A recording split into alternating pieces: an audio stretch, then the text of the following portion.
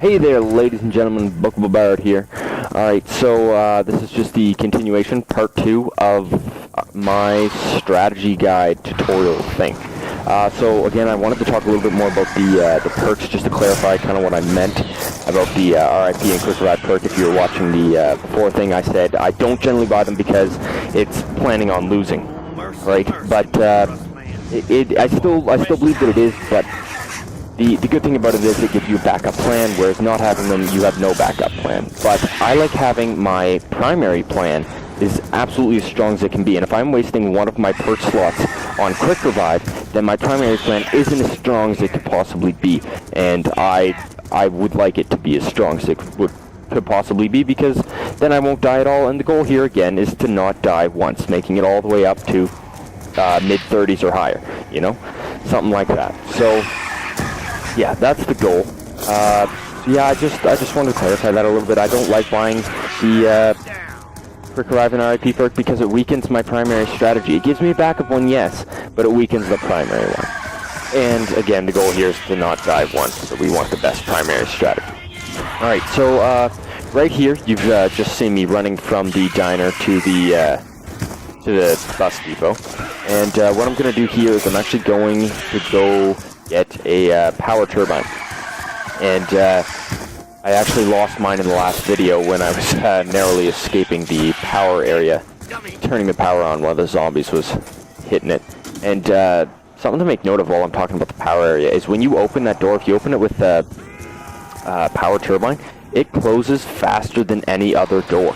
So if you're opening it for like a couple friends or something and you think you can just open it like the other doors and then they'll get through, you can't.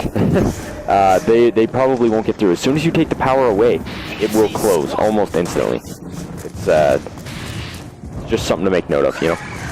Alright, so right here I've got my power turbine, and we're getting that denizen on my head again like I've shown before. This time it's a little bit easier because the power's on and I don't have to place my power turbine down.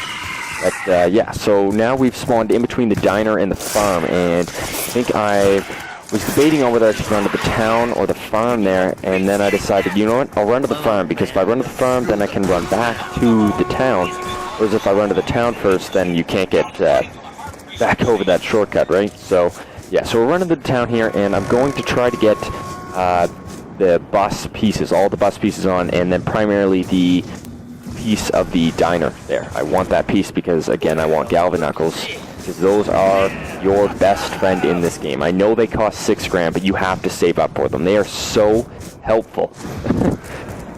Oh, beautiful things. I love that they added something past the Bowie knife. I mean, they could have made it cost 10 grand. I would still buy it every single game.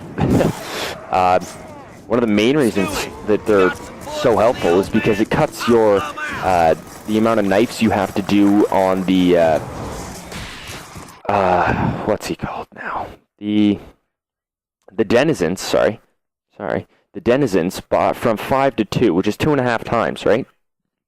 And the other thing is, they also cut down the amount of knives you have to do on the Avogadro, or Electric Zombie, or Electric Man, whatever you want to call him, by 2.5, because the Electric Man and the denizens actually have the same amount of health, except you can't shoot the Electric Zombie like you can shoot the denizens, and the Electric Zombie, you can only hit him once at a time, and then he'll do his little thing, and he'll try to, you know, teleport around and try to zap you. Whereas with the denizens, they just jump on your head and you can knife them really, really quick. But they do have the same amount of health, and again, the Electric Knuckles help you with both of those, as well as they're a one-hit kill till round 14. On round 14, they're not a one-hit killer. Unless the zombie is on fire, then it will be a one-hit kill, because the one hit from the Electric Knuckles does about 99% of the zombie's health, and if they're on fire, I think it takes away a little health. So yeah, you can get away with one-punching them on round 14 if they are on fire. And they don't explode if they're one-punch, or if you punch them with the Galvin Knuckles. They won't explode, even if they are on fire. Alright, so I got the piece to the top of the diner there back in the town. And then I teleported and got extremely lucky and went straight to the diner. Fantastic. So we're going to come up here and then realize that we don't have 6 grand. So we have to go back down. So yeah, alright, we're going to grab the piece to the zombie shield there, because the zombie shield, after you have got all the pieces to the bus and opened Pack-a-Punch and used Pack-a-Punch for your weapons and stuff, and you don't need a power turbine anymore, the zombie shield is what I would recommend for your back, to have on your back, because it can take somewhere between 15 and 25 hits before breaking, and I've kind of noticed that the zombies can hit you from a little bit farther away if you're wearing that shield, but only on your back, so it will only hit the shield. And so that's kind of sucky. But I mean, other than that, like, it still gives you so much health, and I have survived so many situations where I should have died because I had that shield on my back. It takes so many hits for you, even when they hit you from the front sometimes. Like, if it's just on a little bit of an angle, it'll still hit the shield for some reason. I don't know why, but it's very, very helpful. So, again, just zombie shield all the way. You never actually have to equip it. I mean, if you get stuck in a corner, it's handy to equip at that point.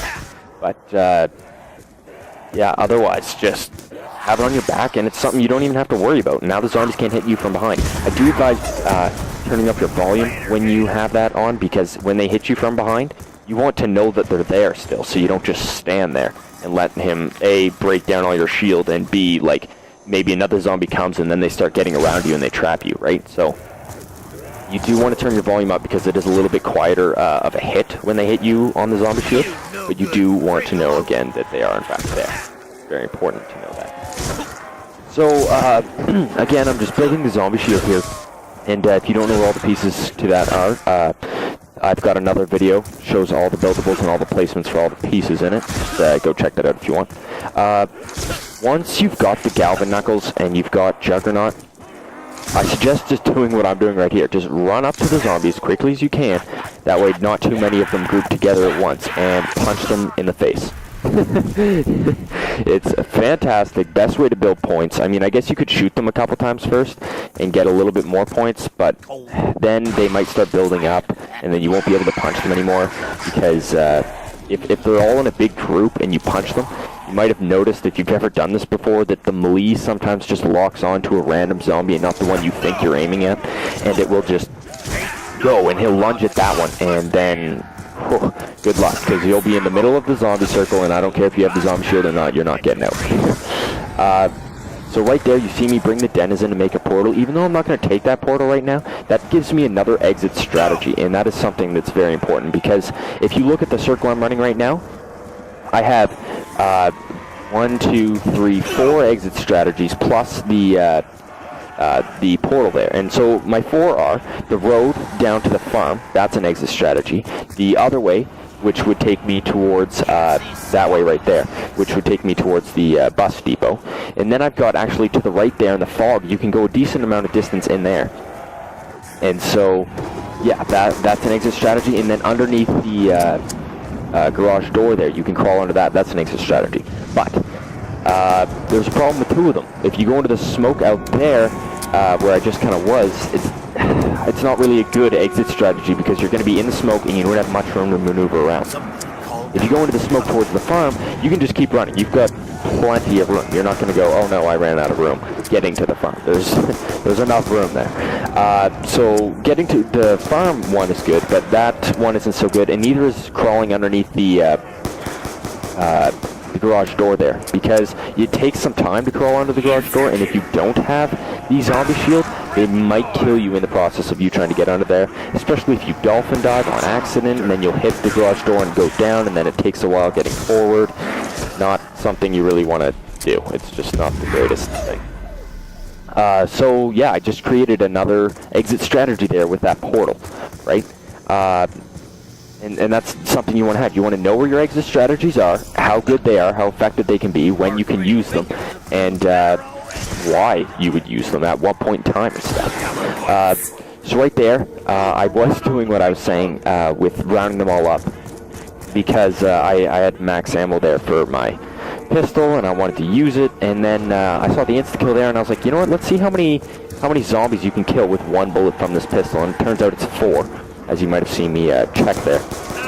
It's 4 zombies you can kill with 1 bullet, which is nice to know, because that's how many zombies the bullet is going to go through per shot. So you can get a total of 40 points per bullet out of your M1911.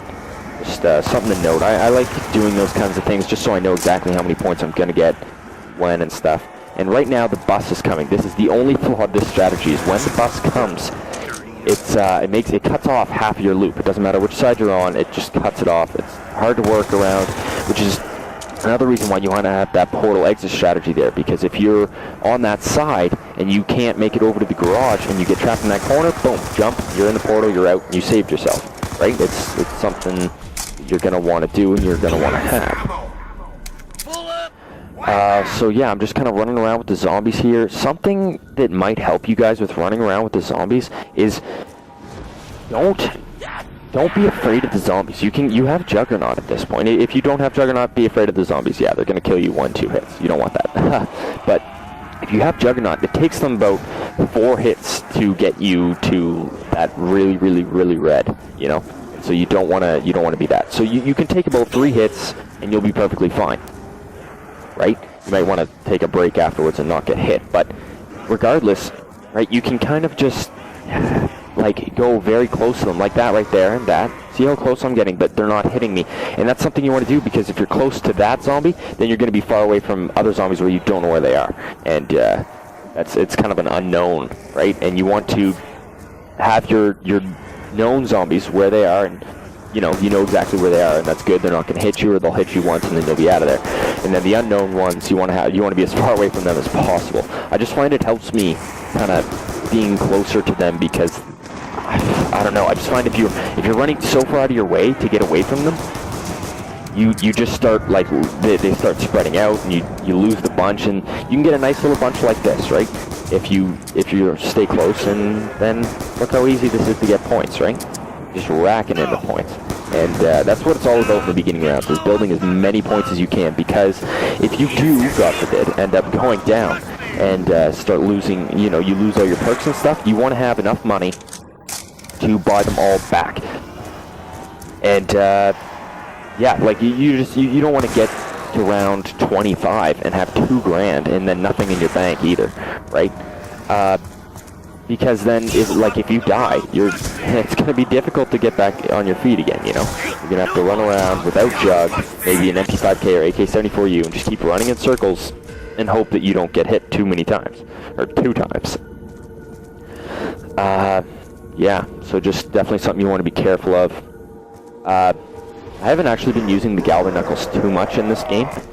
I did that one round, the first round I got them, but then I've been getting so many max ammos that I've just been burning through my pistol ammo, and then by that time they've all gotten a big group, and you don't want to punch them again when they're in a big group, because you've got a high risk of death there, and we want to play it safe, because I mean we'll play it risky when we're on round 45, all right? No, but yeah, so just punch them off the start, I guess, and then like once you see a couple, then be like, okay, now it's time to start running my circle. And something you want to do when you're running your circle, don't feel like it is absolutely necessary to complete a circle. And what I mean by that is, if you have to run a U-shaped thing, right, where you're not actually completing a circle, you go and you get to that one end, and then there's still zombies coming from that side, so you have to turn around, do it. Like, don't try to make it through. I find a U-shape is actually a lot easier. Like, if I were to do a U-shape around that entrance there where the zombies are coming from right there, I find that works a lot better, because then you don't have to go in between the zombies, which is something you don't want to do, because if they can close you off, then you get stuck, and then you push and try to make it through, then they hit you once, and then you try to back up, and then by that time there's already zombies around you again, and then you just get trapped, and unless you've got, some mad skills, you're going to get owned. You're going to lose, and that's not what we want here. So, again, the use strategy is, I personally think, it's a lot better than running a circle. And you can actually see me run a U and what I'm talking about back on, I think it was round 6 or something like that. I ran a little bit of a U there, just to, yeah, because I like it better. It works better. It means you don't have to, there's zombies coming from all angles, right? If you run a U, then you can make it so you don't have to cross in between one of the angles that the zombies are running from. Just a thought. Alright, well that's finishing up this video here, and I'll catch you guys on the next part 3. And yeah, see you there. Thanks for watching. Bookable, and I'm out.